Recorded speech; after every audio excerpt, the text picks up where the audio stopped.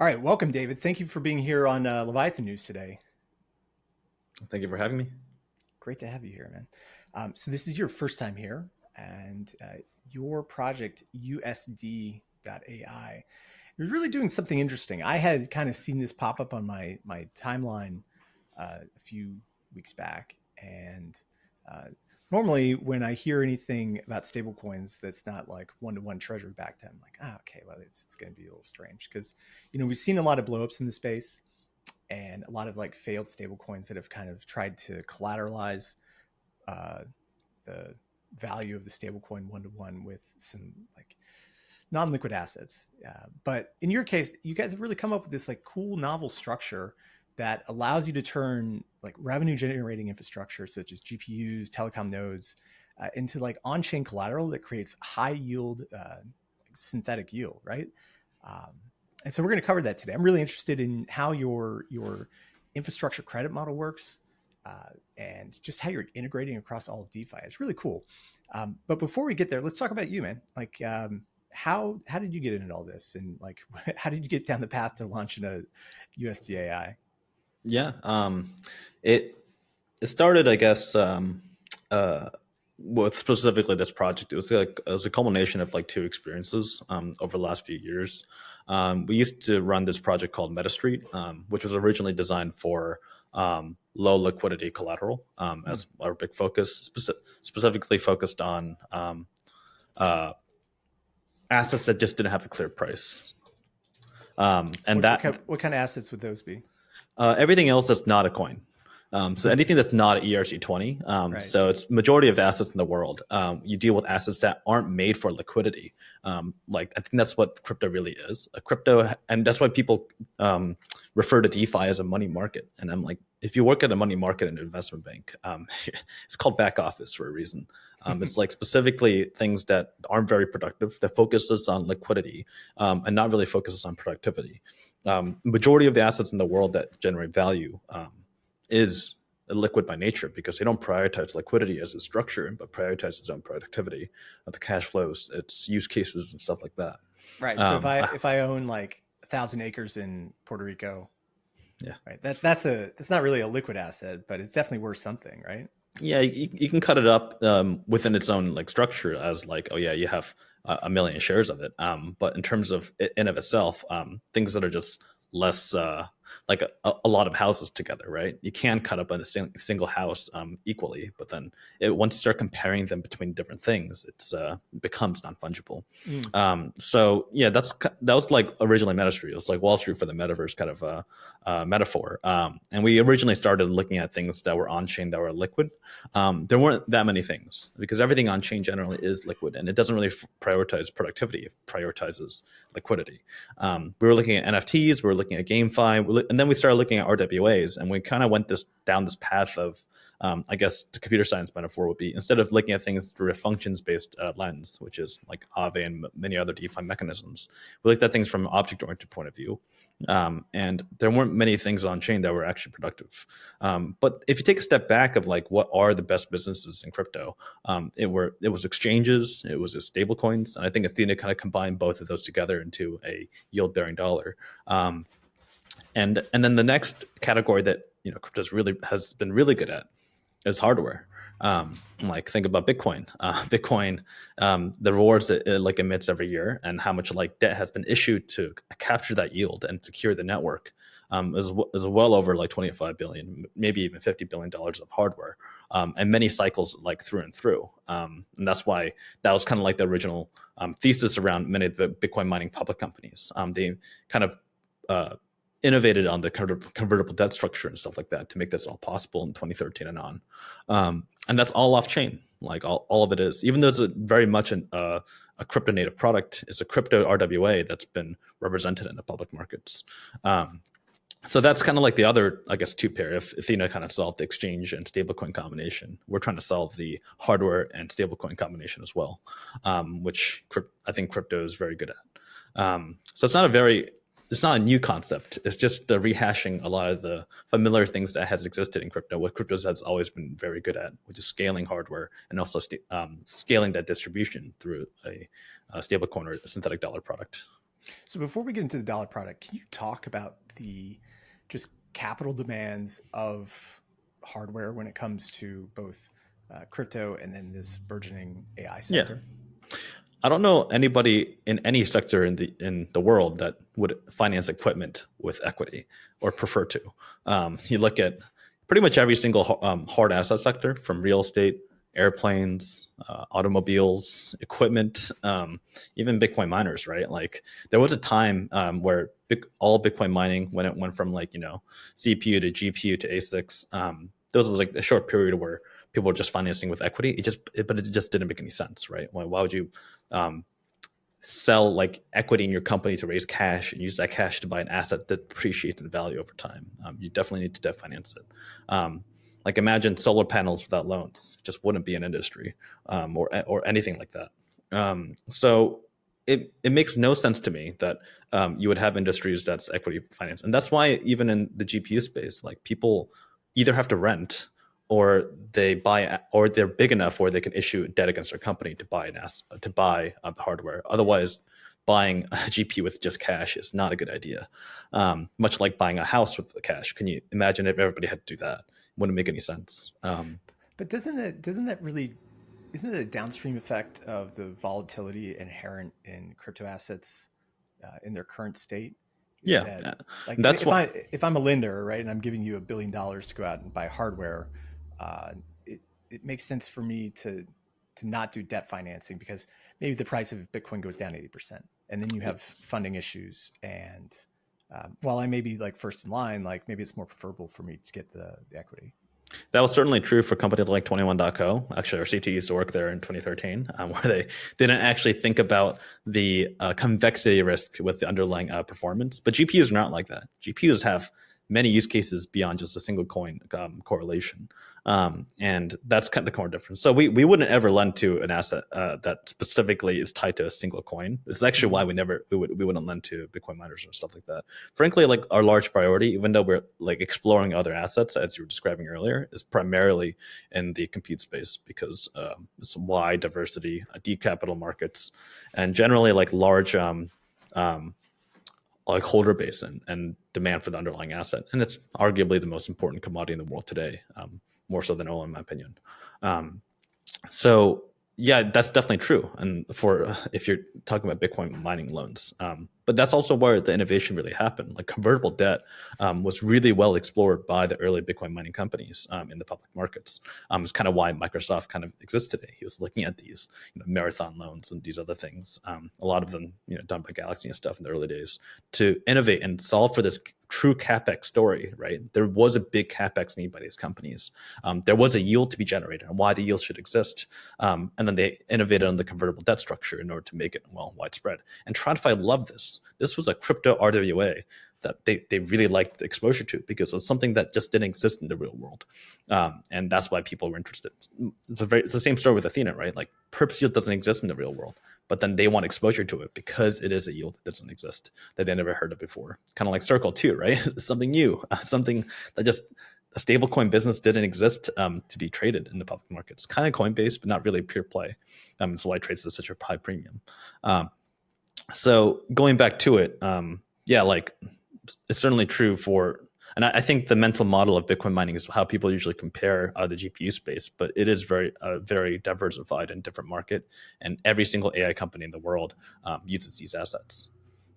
Yeah, it's been incredible to see the radical shift of how at least in the like mining or GPU space, we've shifted from where Bitcoin was really one of the only major players in this to now we have pretty much every company in the world thinking about uh, hardware Mhm. as an underlying part of their AI strategy. And the shift came really fast as well too. I listened to I believe it was CoreWeave was on the Bloomberg podcast, and they were just talking about how within the space of like 2 years, they completely refitted their entire facility to go from Bitcoin mining into providing GPUs for AI, Yeah, and just incredible, just incredible shift. One thing that like interests me about this is just like the demands for cash.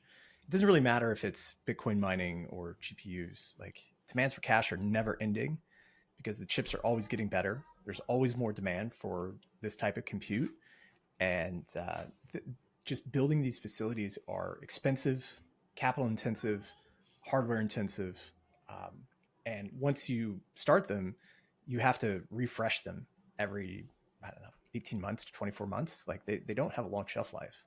They don't. Yeah. It's also why an asset-backed security like product doesn't exist for these assets, right? Because the time it takes in like traditional capital markets, like say like a JP or a Goldman, to structure a more programmatic like credit design, which is really ABS, right? Mm-hmm. Or like a Fannie Mae kind of entity, where somebody in Ohio can get a loan for their house because the longer dated debt is usually more compatible to structure.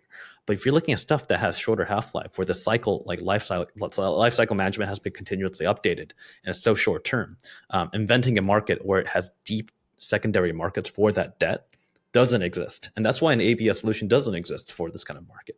You have it for forklifts, right? You have it for even automobiles, but you don't have it for this asset and the traditional markets. That's why people in the long tail can't get a loan. If you want a loan for a sub $3 million loan for hardware, who's going to give it to you?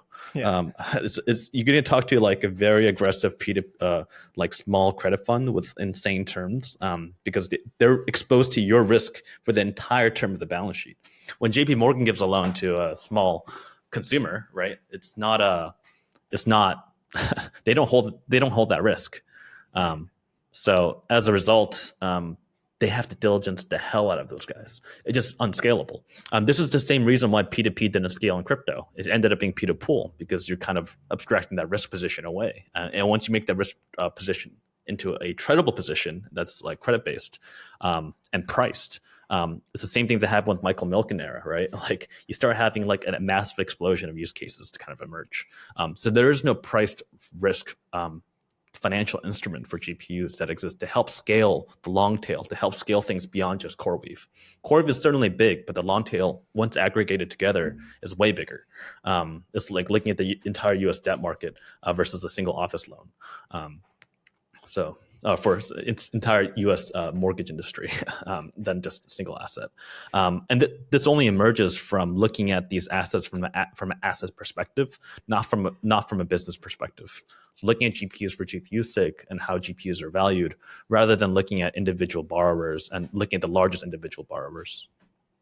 Yeah, that's an interesting point that you make, that the like TradFi lenders are not equipped to service this new and nascent industry that is just rapidly growing within the United States. Yeah. Like, have you seen any shift? Like, who were the lenders before to these? I mean, you mentioned some private credit funds. Yeah, but who would? they're the same lenders. It's KKR, it's Blackstone, it's these kind of go to like it's these participants that are retrofitted for individual large loans. And that's the legacy capital markets. Eventually it will serve it, but they still haven't after this many years. And this is kind of what USD.ai really is. It's a way to scale the long tail for these participants so that they don't have to be as big as CoreWeave and they don't have to be as big as OpenAI. They can get a loan against their individual assets, against the asset itself, something that crypto is very good at. They don't care about your FICO score. They care, or like your quote unquote, what credit really is, right? Credit's your ability to pay back based on your cash flows. We don't care about that. We care about your hardware and the hardware value, and making sure that hardware has deep capital markets behind it. By being extremely programmatic, we tell them like if you miss a payment, like you're out, like it's not, you lose your asset. But building these structures to have that deep secondary markets is extremely powerful, because that's exactly why U.S. mortgages is one of the greatest assets in the world, worth more than 40 trillion. So what is USD.ai then at a core level? USD.ai is a synthetic dollar product that focuses on financing the long tail of hardware, specifically in the compute space. And it's structured through a few mechanisms to help create and mimic that asset-backed security like qualities that, really focuses on the asset and making sure that the asset is liquid and it has debt financing and liquidity. And it's all done through crypto primitives. So it's using crypto, like everything from synthetic dollar designs all the way to AI and DeFi to solve a real problem in the real world, which is that people can't get a loan for an individual asset and 4 GPUs. I wouldn't even call it a synthetic dollar, right? Because like you have a $2 system where the stable dollar is actually backed by real assets, by treasuries, and it Yeah. looks like a stable coin. I mean, it's done through M0, right? Yeah, so we have that design, but that's really just a way to deal with the cash drag, because our utilization is very low to deal with liquidity, to just meet with the demands of DeFi participants. But yeah, USD.ai in of itself is just backed by M0, doesn't earn any yield, in our program it earns points. And as USD.ai is one that earns all the yield. So if it's 50% staked, you get 2x T-bills, and only 40% of the supply will be used for infrastructure loans in the beginning, and we'll scale up over time into based on governance and other things, and other parameters to expand it up to a higher utilization rate. And this is because we don't have something like a peg stability module, right? Because there is no oracle to reference to liquidate borrowers. Rather, there is no liquidations in our platforms at all. It's just defaults. So that's the core difference. Yeah, it reminds me of some of the other either collateralized or semi-collateralized lending platforms, but like Maple, which lends to market makers, and other private credit solutions that essentially DeFi can provide. Like DeFi is really good about having like vaults where like dollars or other types of crypto assets can be deposited into, and then an entity can use those to then like underwrite different types of loans. And really the long-term success of that those projects is really comes down to their underwriting. Like Yeah. I remember, Yeah. it was like 2 years ago, there was a lending company that was gave like $3 million to like a Kenyan bike company. Yeah, that's Goldfinch, I believe. Yeah, Goldfinch. Yeah. So just to be very clear, we don't extend any form of loan to any form of businesses. We don't give any loans to any corporations. We don't give any loans to any purchase orders, right? It's only given once the asset is under our name, and the title is held under an LLC that's under our specific name. This is because, I mean, to your point, like if you're giving a loan to an SPV or an entity in the Bahamas, right, like an exchange, you don't see that money if it goes bankrupt. So that there's junior, there's mezzanine, there's senior in terms of importance, and then there's off balance sheet, which is not even under their name. So what we do in our design is that during this loan, it actually isn't a loan. It's actually a sale leaseback, and it's sold to us during this period, and they have the right to purchase it back. But this is just to have the high security, and it really making it kind of like Aave, right, where they don't care about your credit. Credit is the ability for you to pay back your loan based on some form of under collateralization. They just care about the collateral. Aave to me isn't a credit protocol. It's a mechanism based like liquidity pool, right? It's looking at the collateral that's provided, and looking at that only, not your personal credit, not your ability to pay back your loans like this Kenya company, or like other times like other like financial instruments, but really looking at the underlying asset, Right. and making sure that is the collateral. So maybe underwriting is like the wrong term. Maybe in this case, it's better to say like how you determine the valuations of what that sale collateral is. Of what that collateral is. So like what goes into it for an asset that depreciates so fast within a couple of years. And then there's also infrastructure, whether it's the buildings or the land. Like, how do you take that into account and like pop it through your models and come back with a number to say like, okay, we can give you $5 million. And this is precisely why companies like these usually, when it comes to packaging up these mortgage-backed securities or asset-backed securities against these other assets, like airplanes, houses, you go down to the list of equipment, why the traditional legacy systems will never be able to solve these industries, because you have so many different types of collateral types, not different types, but rather different amortization schedules that are accelerating so fast, because by the time you structure one, you might be like getting near the next generation, right? So that's why like legacy systems won't keep up with this market. Crypto is really good at dealing with time.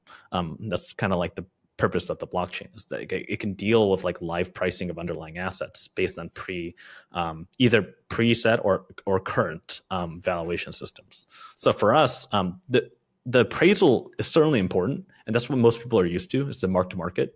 But it's not as important as the amortization schedule, and making sure that the value of the underlying asset is de-risked as soon as possible. So the amort schedule, which is a 70% LTV loan is 40% by next year, and then 10% by the year after that, is more significant than the current valuation, because the valuation is great, but if it's stale, that's exactly why you have big issues. So every single loan that we have immediately starts amortizing the moment it gets provided, and that's why it's a pretty productive protocol, because it can deal with asynchronous different amortization schedules across various underlying assets in a way that's programmatic. So the way we do it in our protocol is that we have something somewhat similar to Morpho. Is a good example, where you do have these curator rules for underlying assets. There's a 30% haircut immediately from the loan. So if it's 100% LTV, there's a 30% cushion. And then from there, you also have something what we call FILO, which is first loss. The curators take that position. They get a higher yield, but they lose money first. This is like very similar to like Dodd-Frank and Basel II. Like if you're plugging dog shit into a mortgage-backed security, like you just care about fees. You don't care. It's like the Asian guy eating sushi, Right. like in that movie, in The Big Short. You have to put your own money in the line, otherwise. Your origination, your underwriting, you just go on a list. It's just poorly executed. So really ends up being, started 100% LTV with just the first appraisal. Then it's 70, and then it's 65. And then from there, every single month, it goes from 65 to 60 to 55 to 50 over time. So every single second, it's every block, it changes in price and value to de-risk for this participant. As you can imagine, if you do 10,000 of these with different entries and different exits, it has to be programmatic. The state of the blockchain is what manages it, and everything is issued through the smart contract. And this is why a financial instrument like this never has existed until we tried to solve this issue, even in the traditional space. So we're taking everything.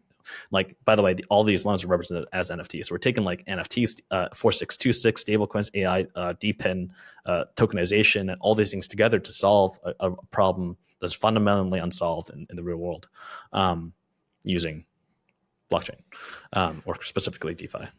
Well, who can walk in and actually get one of these like leases, sale to lease?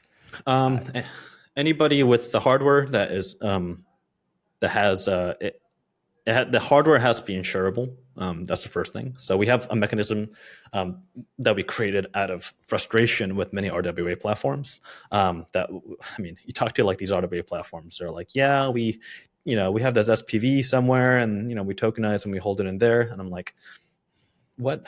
Like, what happens if what happens if it defaults and there's a bankruptcy? Like, oh yeah, and when that happens, that happens.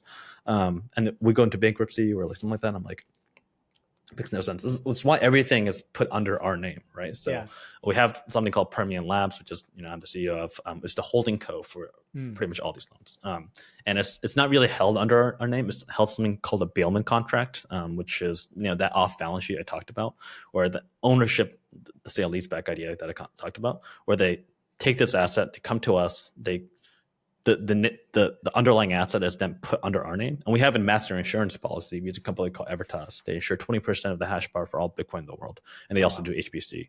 And they so the moment it's sold to us in name for $1, and we lease it back to them for $1, they get this NFT which represents the underlying asset. You can't fractionalize the NFT, nor can you run cash flows through it because of security laws. That's why we have one-to-one representation of the server. Then it's insured instantly, and that's what our acronym is. It's a collateralized asset ledger with insurance, bailment, evaluation, and redemption, or Caliber. So they can redeem the underlying asset with that NFT. An evaluation has to take place for the insurance to happen, and it's obviously with an on-chain ledger. And that's why we issued that NFT, which is one-to-one tokenization. As you can imagine, there's no SPVs, there's no holding codes offshore, everything's onshore, US based, and it makes it one-to-one. And then once you have that underlying asset, the NFT, that's when you can take the NFT to our protocol and get a loan against it. because it's representing, well, their right to redeem. And again, this is to make sure that it's truly off balance sheet, and to make it the phrase asset backed is the most important phrasing here, because there is an asset and a path to redeeming the underlying hardware. So frankly, for us, whether you're, of course, there'll be some KYB to make sure we're not giving loans to, we're not like selling hardware to China or something. We're making sure that these like European a data center or a Tau miner in like Puerto Rico or something, or an emerging AI company that wants to buy hardware, whether it's at the purchase financing, where like they purchase it 6 weeks later, it's installed in the data center. Anywhere that it's in a T3 data center is viable to be a customer, regardless of who they are. Just make sure that they're not evil or something. So, like, what are the end game for these people who are selling their companies to you in order for this financing capital? Do they essentially, you become the custodian or owner of that company assets in perpetuity, and they just continue to receive financing, or eventually they make enough capital to purchase it back and then they can fund their own revenues? Like, what's the end game for them? It's just short-term liquidity, right? Like they're paying an insane rate in terms of if you were to reformat the rental rates of these GPUs into an APR, it's crazy high. They'd rather pay a 20% interest rate in APR and own the underlying asset. It's like you owning a home. Do you want to pay rent forever? Or do you want to pay the mortgage, right? Yeah. You'd rather pay the mortgage any day of the year. So that's pretty much the heuristic. It's like not in the very beginning, like say, the first seed round of an AI company, just the life cycles, they would probably rent. They don't want to take that risk. But eventually, once they start scaling up the capital, get to like over 10 mil of financing, then they're like, okay, let's think about our balance sheet a bit. Like we're paying an insane rental rate. I'd rather pay a lower APR and interest and also own the underlying asset, because by the maturity of it, we can own the underlying asset. Maybe they start making revenue and then they actually can start paying it out directly. But most times this can just be like venture financing, but it is, OpenAI, for example, right? The acquisition, Microsoft doing that investment, most of that was in Azure credits. It wasn't in cash. Yeah, it wasn't. It was literally a token investment based on the right to use compute. Over 50% of the costs for OpenAI is compute related. And you don't think that's the same for all AI companies in the world? Like, of course it is. But the thing is, it doesn't make sense for them to sell equity to raise cash to buy a depreciating asset unless it's with debt. Right. This was always, whenever I would read the analyst reports about Bitcoin miners, it was always terrible because of how their financing structure worked. It was like they just raised $500 million in capital, which they just diluted shareholders by 20%. And they're going to have to do the same thing in 6 months for another raise. And this is going to go in perpetuity. Like, don't expect the stock price to go up anytime soon. It was like wild to read some of these things about how they would finance it. But this seems pretty cool because like one of the things that I've come to realize is that at some point, these AI data centers, they're doing amazing stuff right now, but they're very centrally located. They require, at least at the top end, right? They require these like massive data centers that are like very expensive to keep up. Typically those data centers are not in populated areas. And, this may be for like power or whatever utilities they need. But eventually, like we're going to get to the point where consumer demand for certain AI features or certain computing features is going to be need to be located like near you. Right. Mm-hmm. And so edge computing, where somebody takes like a container, like what they have with the Bitcoin minings guys, they take a little shipping container, throw a bunch of compute in it and drop it in your neighborhood. I think that's going to be pretty big here in the next 10 years. And if that's going to happen, I think it'll be a like franchising, like small scale, like AI deployments. Right. And that seems to be something that you guys could really fit in with. Oh yeah. We're already looking at a few. Like nice. People, as long as it qualifies for physical insurance, we'll do it. That's awesome. So if it's in a container, we're doing like, there's another one for solar panels, like solar panel based energy in order to power GPUs, to your point about this, like dislocated like energy sources. It's the same economics as Bitcoin mining, right? Just like Bitcoin mining has already gone to the ends of the earth, to the most like weirdest countries. Again, literally the worst collateral in history is Bitcoin miners. It's actually worth 0 after 18 months, and they're mining in Kazakhstan, and it's 100% correlated to a single Bitcoin price. If we can give loans against those guys, we can give loans against hardware for anything else really in the world. And GPUs are like magnitudes better in terms of collateral value. And even A100s today, right? Like that's like almost a decade old, like still valuable. People still use it. NVIDIA says 7-year like amort. CoreWeave does 5-year with like that was a Blackstone deal. We do 3-year, just like the safest position. And being in the debt position is far greater than being in the operating position because of, well, they'll go into ends of the earth. We just have to underwrite the debt, which is, very viable. And to your point, we're seeing these use cases emerge because the energy crisis that would every time you hear about data centers, you're like, yeah, the energy, like it's an issue. And it's also going to be global, like these efforts. Actually, a lot of our borrowers have never even touched crypto once. And now they're getting this NFT to borrow against in a protocol, but they love it because they're like, there's no wire. And I'm like, no, there's no like banking process. It's just like a very straightforward, it's self-custodial. Like you control the entire process. They, 4 months ago, they were like a little sketched out when we're starting up the processes, but we started doing one now, and they're like, wow, this is magic. Like they're actually getting converted. Our on and off ramps actually love us too, because we're bringing them non-crypto customers using, USDC or USDT for the first time.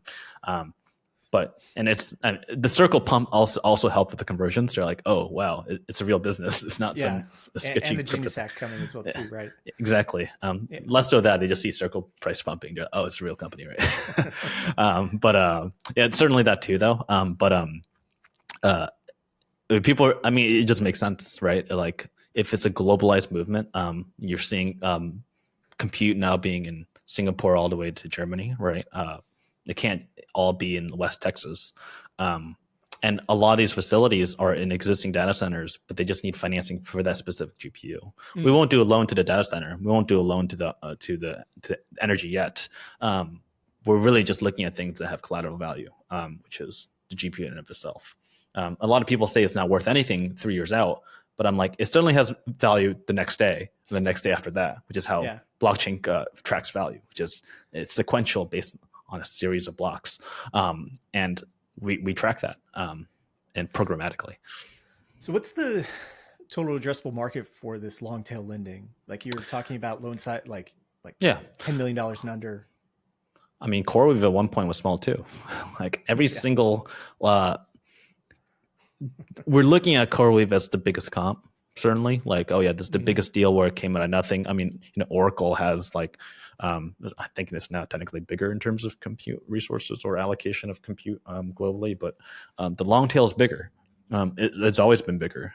Think about like the U.S. housing market before Fannie Mae didn't exist. You got 50% LTV loans because the bank held the exposure and they could liquidate you. That was the market before Fannie Mae. Right. And then they invented the secondary debt market to trade and price that risk. And then anytime that happens to any industry, whether it's in the Milken era or like, Fannie Mae era, like it's far bigger than anybody can imagine. Right. So I could talk about the market today and it's worth, over $100 billion easily. Oh, wow. It just completely unserviced, like a true greenfield, right? Nobody's doing these loans because they're structuring it the wrong way. They're thinking about it the wrong way.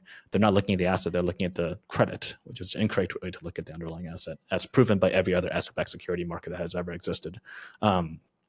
So the industry is very large. It's the most important commodity in the world. Everybody wants compute. That's awesome. Okay, so let's talk about how things blow up, right? Because I think this is always fun. Like, it seems to me that the way that you explain things, the biggest risk is if you guys don't properly price or properly model the amortization schedule. Is that correct? That's one of the ways. I can tell you. There's different ways to blow up, and I want to address all of them if you like. Okay.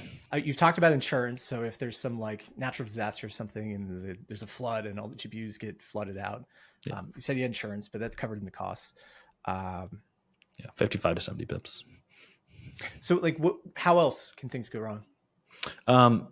So the amortization risk, which again, like we try to align the same ways that we align most debt markets, with that 5% first loss, and like alignment of the underwriting, which is what we call FILO. So I named Caliber, I named FILO. Caliber is how you represent the underlying asset and insure it, and then FILO, which is first loss. The first loss vaults, like it makes sure everybody's aligned. That's the curators, right? Yeah, the curators, exactly. The risk. Yeah. Providers, That scale. So I talked about the entry. I talked about the scale. The question is, how do you exit? And that's probably the number one way things blow up. And you can talk. I can go through many examples. Right. Oh, okay. So like, how do you redeem? Right? Yes. And the most important factor of whenever there's a synthetic dollar, how do you make it a dollar? Whenever there's a stable coin, how do you make a staple? Right. It's like okay. So you're taking in capital, which is notoriously flight risk or notoriously flighty, and will just leave at a moment's notice. I did read in your docs that you have a 30-day cooldown on for now. It's shorter. Right? Yeah, it seemed really short, like for the type of duration that you're doing. I mean, maybe you can tell me that I'm wrong, but let's go through history, right? Right. Let's talk about every single DPEG and in the stablecoin history that was backed. And again, we're not a pegged coin like algorithmic. We are very much a backed coin where it's not really a stable coin. It's not like it's about what our holdings are, and that's a representation. And our holdings, most people would think, oh, yeah, it's very illiquid, right? It's not great. But the most important thing is that we have par redemption. That is by far the most important element. That most of the recent DPEGs have happened. Look at the usual money. There was no redemption. Like if they just said 2027, you can get it back, and I'm like, of course, it's going to trade a discount. I was in the grayscale trade. I was literally. There was no redemption for grayscale, and that's why there was at once a premium and then it regressed to discount, because you can't redeem grayscale until the ETF was launched. If there was an ETF, grayscale, the crisis wouldn't have happened. Like that would have been the solution. You look at like Anzin, right? That's another like experimental like coin, or like Tangible. Like you just go down the list of things that are in fact. Liquid capital backing like liquid assets. In liquid capital, you can't redeem a par. It's okay to give loans or like quote unquote peg yourself to an asset as long as it's redeemable for straight cash. Right. You even look at the other things that are coming onto market, and you have to ask like, what's really backing it? If it's really 30-year long loans and they say it's redeemable, that's an oxymoron, right? Like, oh yeah, it's stuck, and somebody else has the cash during this loan, right? And they're like, yeah, it's redeemable. I'm like, how? like, it doesn't make any sense. I'll explain to you how ours is redeemable. Well, let me just take a guess at it. So I would assume, let's say you have $100 million in assets in the staking contract that's providing this loan financing.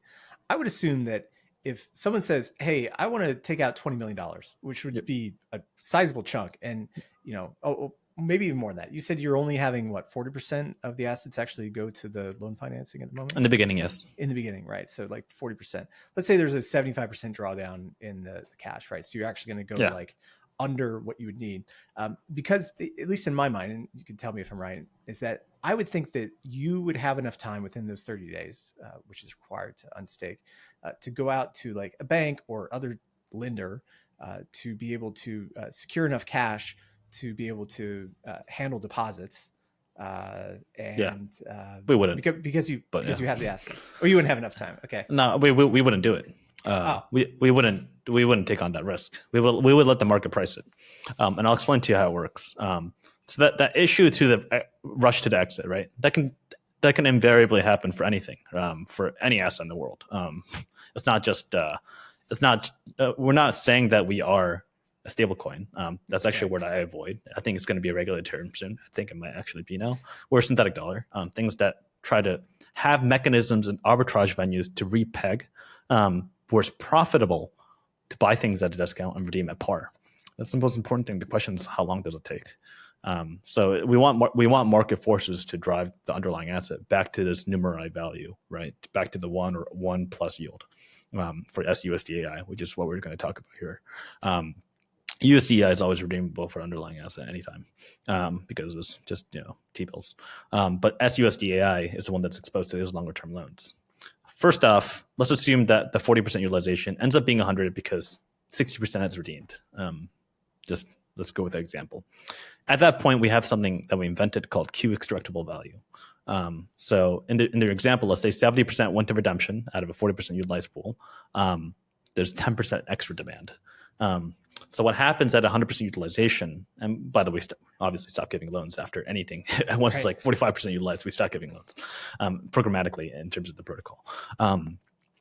Then we have something called Q-extractable value. Like I said, these assets amortize very fast because depreciation is high. So we can justify a very fast pay down of debt every month. We have very high transparency in terms of what's being, we literally have the schedule, right?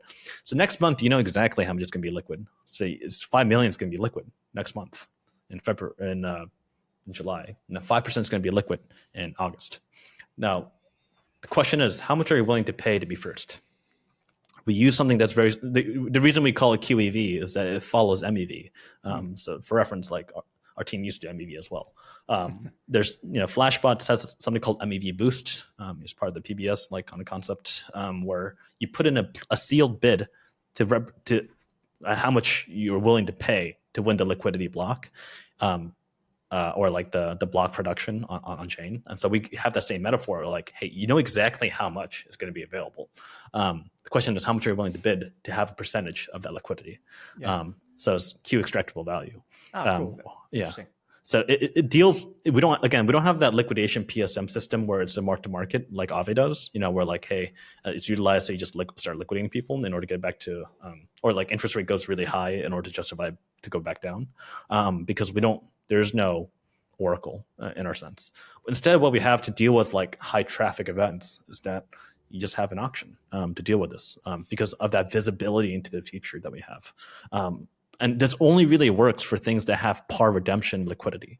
So every single month, these underlying assets, so depreciation becomes a feature, not a bug, where the amortization of where the debt becomes cash very fast over the next year.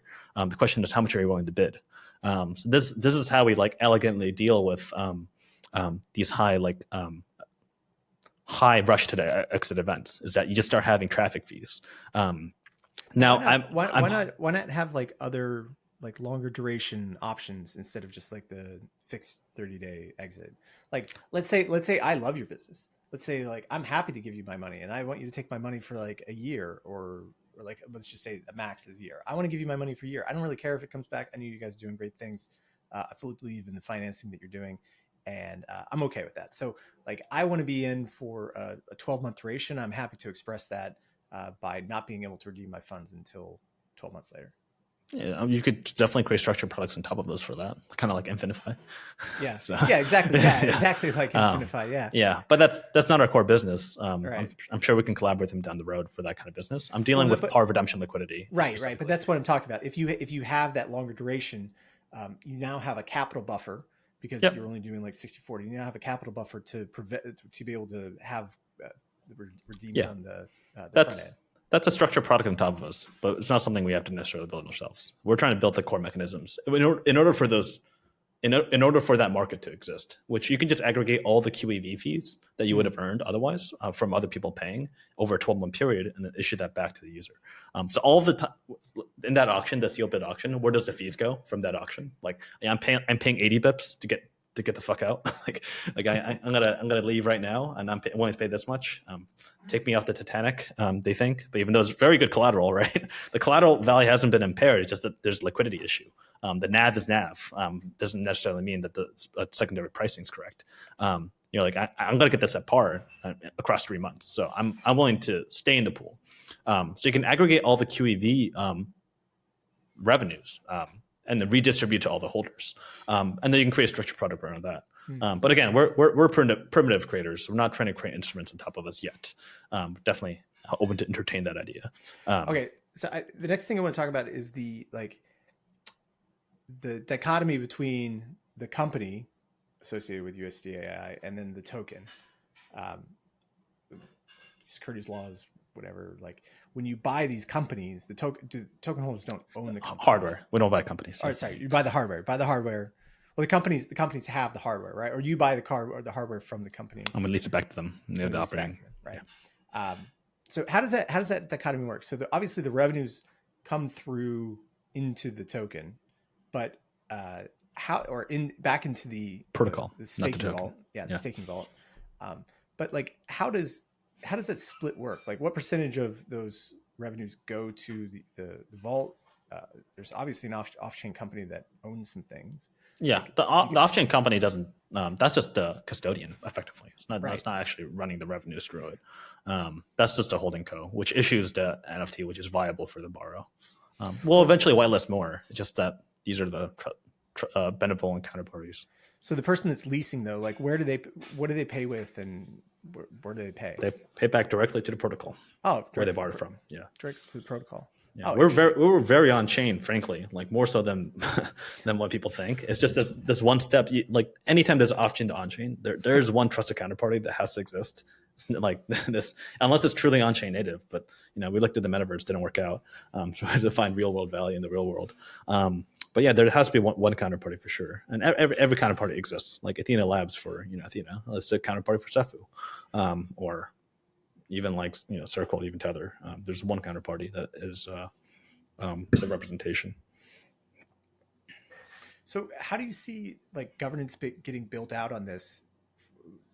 Will it be needed, or is it just all programmatic? Oh yeah, they will absolutely be needed, even to the point about us starting at 40% as conservative and getting up to 80. It's going to be through governance vote, likely. So as you can tell, we're doing everything on chain for structuring, right? Yeah. So cool. I would have thought like more parts of the business would be off chain.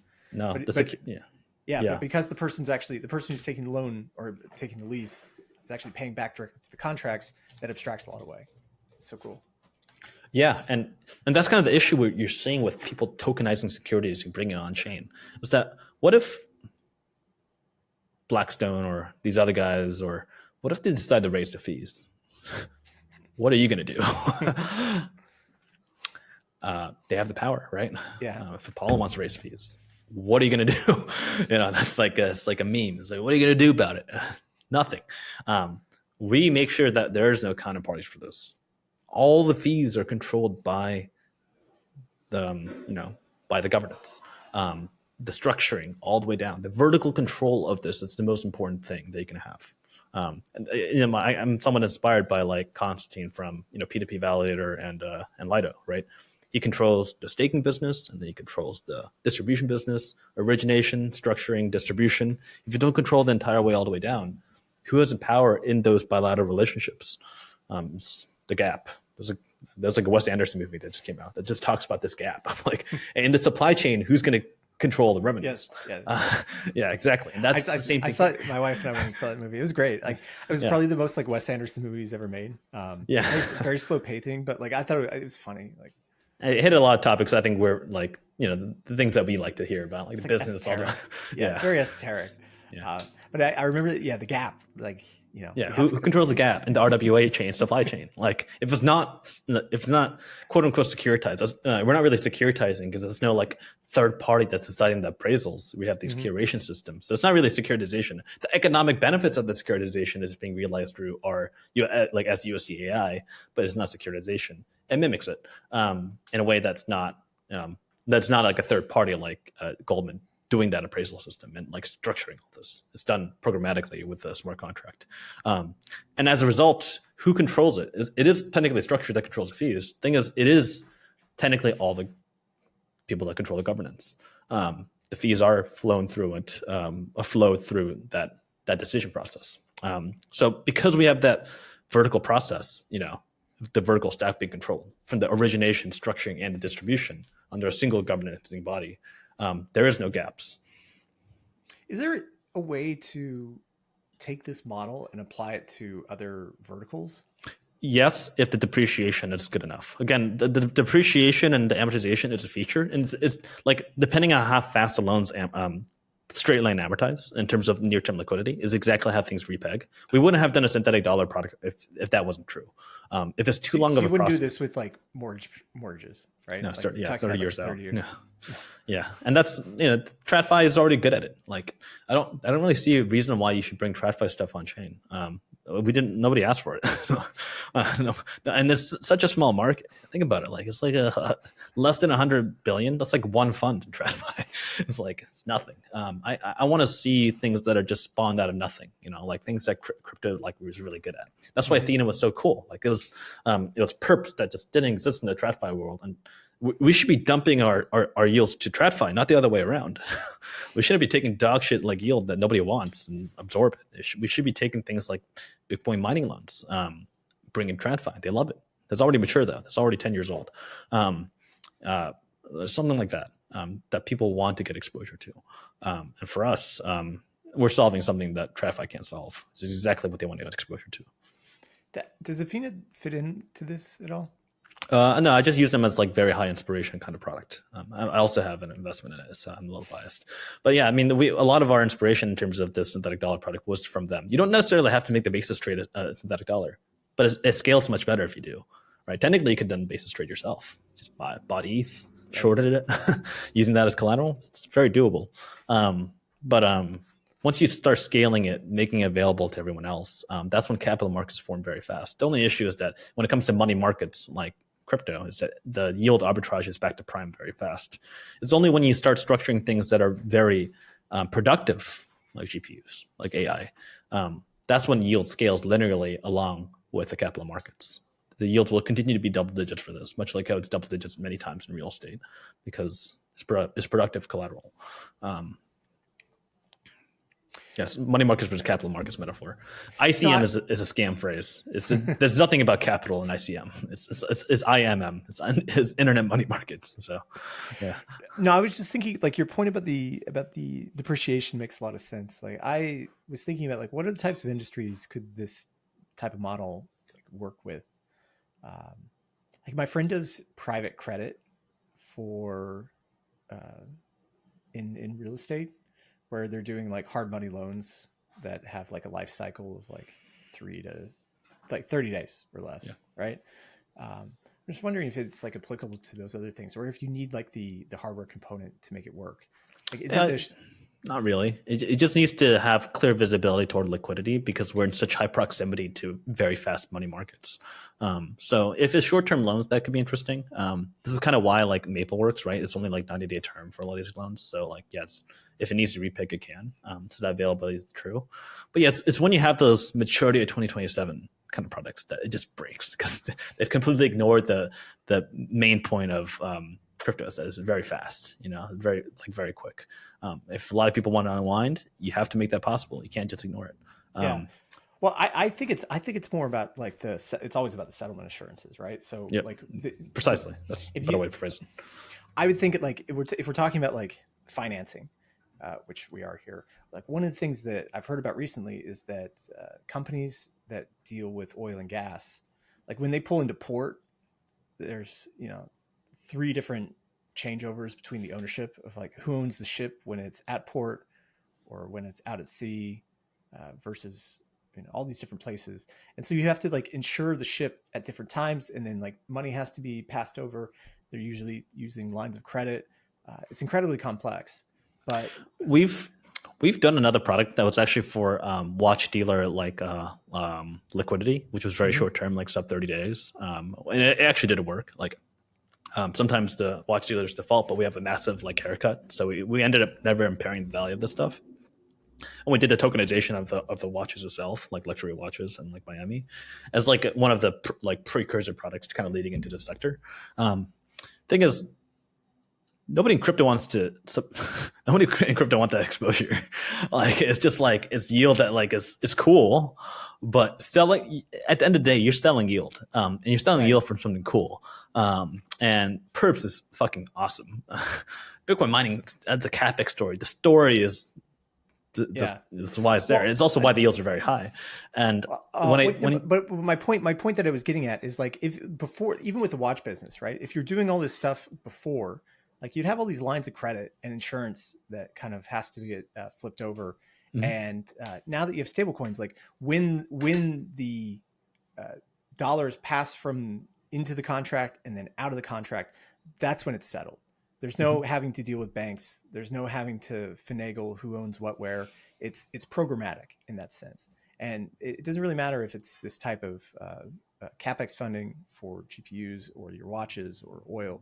Like the beauty of stablecoins, or at least this kind of like debt financing, is that we can programmatically determine like who has what at what stage, and then we can build all sorts of fun things around it. Yeah, certainly. And acknowledging liquidity and acknowledging like marketability too. Like in a past life, we've done like really weird loans. We even securitized timeshares at one point at Deutsche. It's like, well, it's like very gross, like structured product. But it was a very good story. Like you can't get a loan for timeshares unless you had this market exist. And I was like, wow, one property, 26 mortgages because 2 weeks at a time. I'm like, God, that's gross. But the story was there and people bought it. And that worked in, you can sell that to PIMCO and something, but and in crypto, like who are you selling to?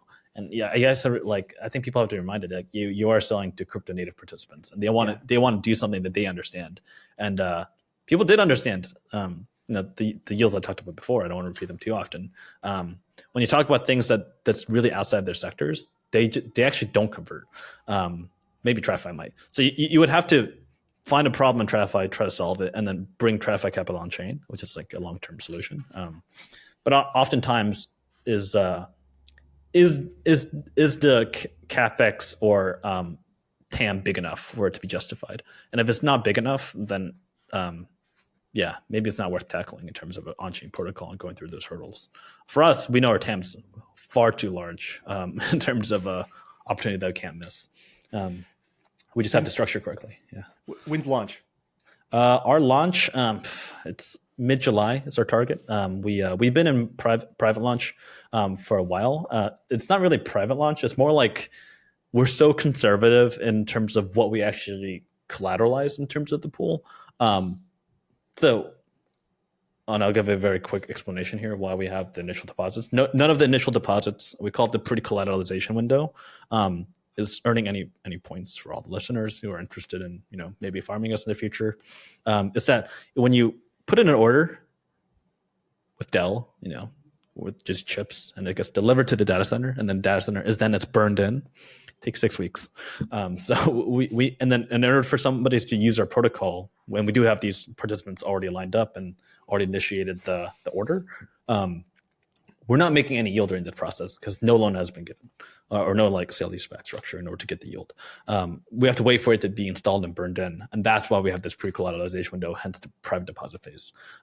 So that's what we're really waiting for right now before the yield is truly generated with the intended product. Our private deposits has already launched. We're at 30 mil TVL as like purely like bilateral, like trusted volunteer counterparties. We will be going to public launch fairly soon. It'll be an Arbitrum as a start market, and then looking at other markets as well, like Plasma and a few others, and Hyperliquid and a few others, wherever liquidity is. Our product is cross chains, as all synthetic dollars should be, because you're just trying to find yield and distribute it. So we'll be likely mid-July. We have a lot of incentives on top, like not just our own points program, but other friendly parties that are also giving yield, Arbitrum included. I'm excited for building the product and sharing the yield with everyone. But like I said, there's no yield yet. It's in transit. Oh, that's awesome, man. I'm really excited for this. And it's actually like the more that I listen to you, it sounds like you're like really on point with everything here. You kind of like understand this financing. It only works because of my team. We have 3 co-founders, and it's such a like broad issue. We all tackle a very specific issue. Connor is my co-founder. He used to work in real estate private equity, so he's very familiar with like scaling like long tail like businesses. He does really the origination. I do the distribution, which is like the DeFi structuring to make sure it complies to like depositor standards in terms of liquidity. And then we have our CTO, Ivan. He used to work at 21.co. He saw the first Bitcoin mining blow up in the US, where they gave very bad loans, and then he did HFT at DRW. So he's kind of like we would be vaporware without him. So very grateful for our CTO, and bringing all those things together from origination, structuring, and distribution. That's awesome. I'm, the more we talk about this, the more excited I get. I'm going to be really interested to see how this rolls out in the next few days. David, this is really cool. I'm really excited about all this. Let me get into some lightning round questions just before we wrap up. What's the first thing that you check every morning? Like, you roll out of bed, what are you turning on? My Telegram messages. That's me as well too. Yeah. It's probably the same for like what couldn't you live without, which is like Telegram. Yeah. I'll explain to what happens. You wake up at 6 a.m. You see messages. You're like, there's 26 messages. You put it back down, go to sleep. You can't check it again. And then you respond to some, go back to sleep for an hour and a half because you only got 4.5. Wake up at 9, and then you respond to more messages, get coffee, and then stand up happens. And then you're like, you're finally awake, and you're losing hair. But yeah, that's my mornings. Yeah. So what's your favorite DeFi product? My favorite DeFi product. I'll say 2 right now. I like Wildcat and I like Athena. I like those 2. Mostly because they're 2 yields that I think are true capital market products in crypto. Yeah, it's pretty cool. I like the have you seen 3J? Crypto native yield. Have you seen 3J? Yeah, really like 3J as well. I think they're also unlocking a market that that's like a novel yield product. Yeah, because like everybody's gonna have like Athena's doing awesome stuff. I mean, I love what they're doing. It just makes sense. Like I'm just surprised it took so long for someone to come out with Athena, right? Well, they tried, but the realization was that doing it on chain was meaningless versus having to access a sex yield. Like Athena is an RWA product, to me. Yeah, it very much is. People call it CDFI, but I'm like, guys, it's literally crypto RWAs. Like to me that's real. That is a real RWA. We're taking the physical side of crypto, which it very much is, and bringing it to TradFi. We should be dumping on TradFi. That's my common phrase. They're dumping shit on us, toxic waste. That's why we kept on getting these RWA products that always blow up. And I'm like, guys, we've been here for years now. Like, don't you see? But yeah. All right, last one. If you could poach anybody from any project, who would it be? I would poach most founders, frankly. That's the one thing I would do. Just like they just have such high agency. That's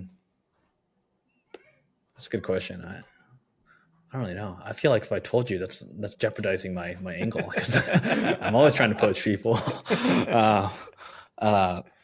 But if I could poach anyone, well, I'll just say there's one position that we're looking at right now. We are looking for a credit analyst counterparty because there is a very physical time of business.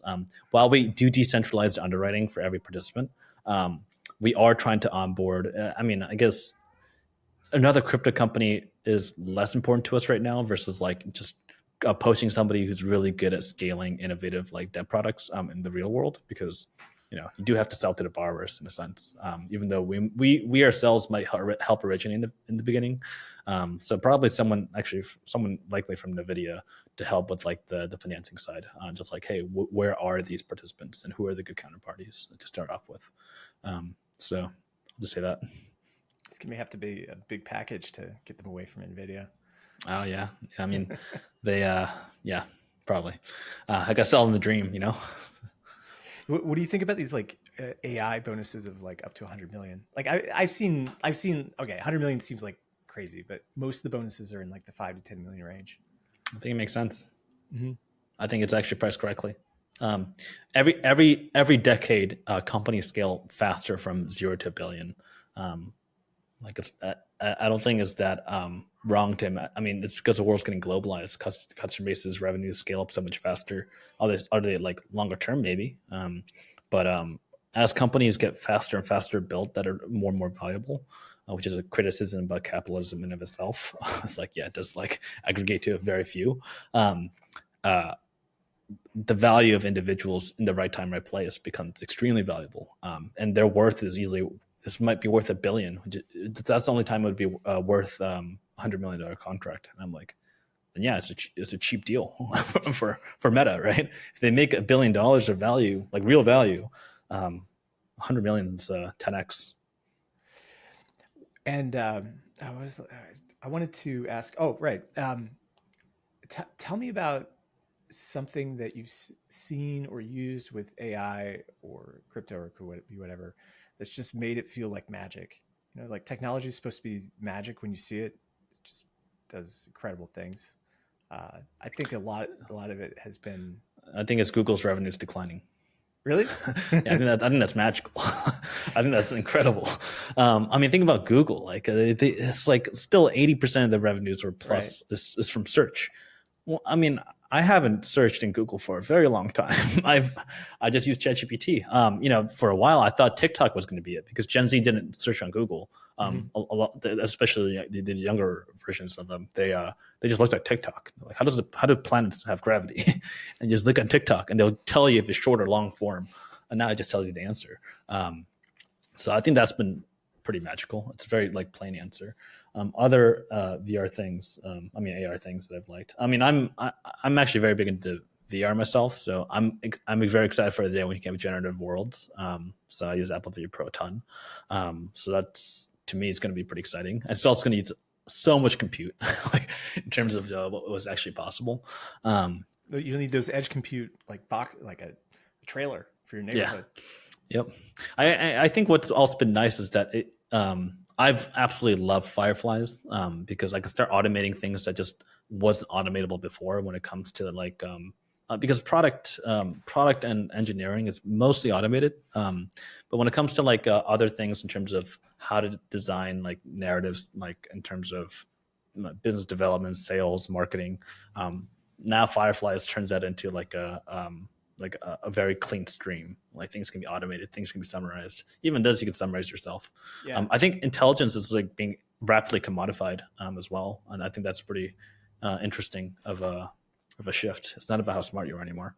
Um, and I think I always said intersubjectivity token was the absolute peak of Ethereum, and it didn't work because it would have worked maybe 2 years ago before that happened. But because people now have AI, they could just look that up, be like, "Is this real?" Fuck no!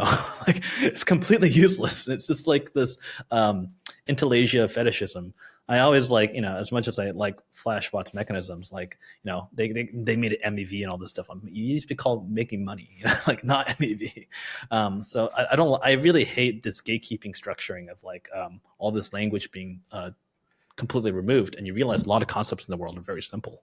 Um, like you can add all these fancy like financial jargon or academia jargon, and I'm like, jargon is not a thing anymore.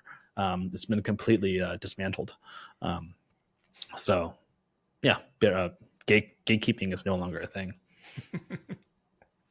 Or maybe it is for the people that use AI and those that don't. Yeah, that's true. That's why it's the most important commodity in the world. It's like imagine not having oil for your automobiles for industrializing nation. It is the mortal sink. If you don't have it, your nation's going to fail relative to others. Well, awesome. David, thanks so much for being here today. This is great. I'm going to be keeping you guys on my calendar when you come out in Q3. Uh, you shouldn't put any dates out unless they're like hard, but like Q3, Yeah. finger up in the air, and it'll come through. But yeah, this is awesome, guys. At home, where can people come and find you? They can find me on our name. We have I would say the best domain name in all of crypto, USD.ai. Took me 60 emails to get that domain name. And that's where they can like pre-sign up. We'll have a new website pretty soon. And obviously our Twitter was USDAI_official. And most of our updates will be on there. We have a wait list if you want to sign up there as well. We also have a Telegram, which you can find on our Twitter or on our website. And yeah, keep an eye out. We are trying to solve a real world problem by bringing the best of crypto to solve something that is fundamentally unsolved in the real world. Amazing. Thank you so much. And thank you everybody for tuning at home. You can find us at Leviathan_news, and we will see you next week.